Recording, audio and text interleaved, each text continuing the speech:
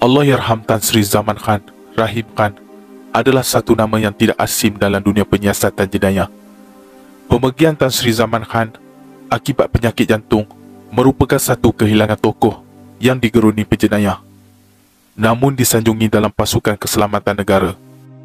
Bekas pengarah Jambatan Siasatan Jenayah JSJ Bukit Aman yang memulakan khidmat beliau sebagai Cadet Assistant Superintendent dalam pasukan polis Diraja Malaysia PDRM mempunyai kepribadian yang sangat terpuji kerana ia tidak mempunyai istilah gentar dalam dirinya. Sebaliknya, beliau amat digeruni penjenayah. Sepanjang perkhidmatannya dalam PDRM, Tan Sri Zaman Khan pernah menyandang pelbagai jawatan, antaranya Ketua Trafik Kuala Lumpur 1972 sehingga 1974, Ketua Polis Daerah Petaling Jaya pada tahun 1974, Ketua Polis Negeri Sembilan 1977 sehingga 1979, Ketua Polis Pulau Pinang 1979 sehingga 1984, dan Ketua Polis Kuala Lumpur 1984 sehingga 1987. Beliau kemudian dinaikkan pangkat sebagai pengarah Jambatan Keselamatan Dalam Negeri dan Ketenteraan Awam Bukit Aman pada tahun 1987 sehingga 1989, dan pengarah Jambatan Siasatan Jenayah Bukit Aman pada tahun 1989 sehingga 1994. Nama Tan Sri Zaman Khan sering mendapat perhatian kerana kemahiran beliau dalam mengendalikan dan menyelesaikan kes-kes yang berprofil tinggi. Bentong Kali, penjenayah yang digelar Trigger Happy yang membunuh 16 orang sebelum ditembak mati oleh anggota polis. Botak Ching dan kejadian tebusan Tentera Merah Jepun di Kuala Lumpur adalah antara beberapa kes berprofil tinggi yang dikendalikan oleh Tan Sri Zaman Khan.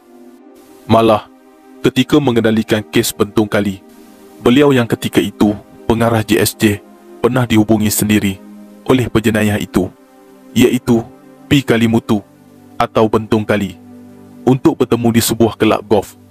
Namun penjenayah yang ditembak mati pada 29 Jun 1993 itu tidak muncul seperti yang dijanjikan.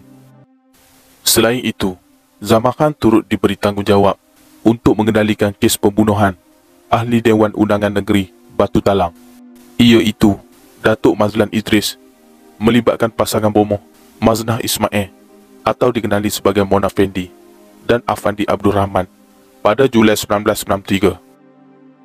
Penglibatannya dalam pelbagai kes berprofil tinggi ini dan disifatkan sebagai no-nonsense man, membujuk lalu melintang patah, menyebabkan beliau digeruni penjenayah sehingga namanya terkenal di seluruh negara pada era tahun 70-an hingga 80-an, sekaligus menaikkan imej pasukan PDRM. Jasa dan bakti beliau tidak terhenti di situ. Sebaliknya, selepas dilantik sebagai pengarah Jambatan Penjara Malaysia pada Februari 1994, Tan Sri Zaman Khan banyak memperkenalkan idea dalam memberikan kemudahan dan keselesaan kepada penghuni penjara. Antara buah fikirannya adalah sistem peralatan keselamatan moden berteknologi tinggi dan mewujudkan taman mini di dalam penjara bagi mengelak penyeludupan masuk barangan yang ditegah ke dalam penjara.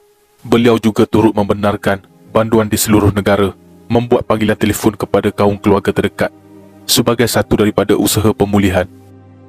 Tanggal 31 Disember 1996, Tan Sri Zaman Khan bersara daripada kerajaan ketika berusia 55 tahun dengan jawatan terakhir dalam perkhidmatan awam sebagai pengarah Jambatan Penjara. Sebagai menghargai jasa dan perkhidmatannya, Tan Sri Zaman Khan dianugerahi gelaran Tan Sri pada tahun 2011 dan pelbagai anugerah lain, termasuk dinobat sebagai penerima Anugerah Maulidur Rasul 1434 Hijrah. Sedikit info mengenai biodata beliau. Allahyarham Tan Sri Muhammad Zaman Khan bin Rahim Khan dilahirkan pada 21 Disember 1941 di Pasir Mas, Kelantan. Beliau mendapat pendidikan di HSC Victoria Institute Kuala Lumpur pada tahun 1961 dan menyertai pasukan polis Diraja Malaysia PDRM sebagai kadet ASP pada Jun 1962. Seterusnya, beliau telah menghadiri kursus khas polis di Amerika pada tahun 1968. Beliau mendirikan rumah tangga dengan Datin Rosnah binti Ahmad dan dikurniakan 5 orang cahaya mata. beliau meninggal dunia pada 11 September 2021 di Institut Jantung Negara Kuala Lumpur akibat penyakit jantung. Jenazah beliau selamat dikebumikan di tanah perkuburan Islam Bukit Kiara, Kuala Lumpur. Jasa dan pengorbanan beliau untuk negara ini adalah sangat besar dan tidak akan dapat dilupakan. Al-Fatihah dan salam takziah kami ucapkan buat keluarga. Semoga roh beliau dicucuri rahmat.